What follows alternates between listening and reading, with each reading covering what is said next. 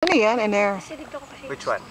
Yan, ginagawa mo. Tinatanggalin muna. Tatanggalin lang yung plastic. Pero hindi ka mag-hole? Magdidig?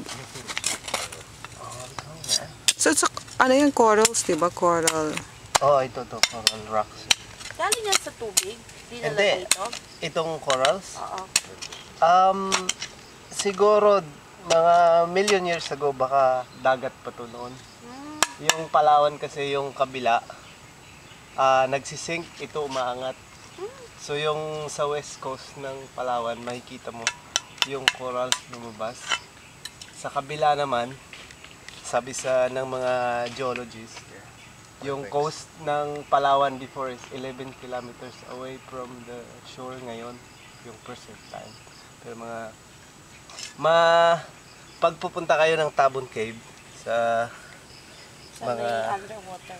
hindi sa may Quezon area, south ng Palawan.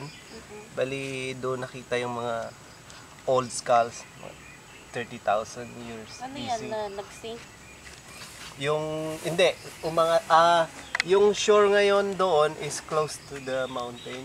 Pero before, nung nakatira doon yung mga Cro-Magnon, mga Jabaman, yung dagat is 11 kilometers away. So, Ngayon nakadikit na. ngayon nakadikit na. Pero yung mga burial site nila, nasa cave, kaya nasa taas ng bundok. So, nandun yung mga remains. So, soil and then anong lalagay? Ano yung may arco? Ito pang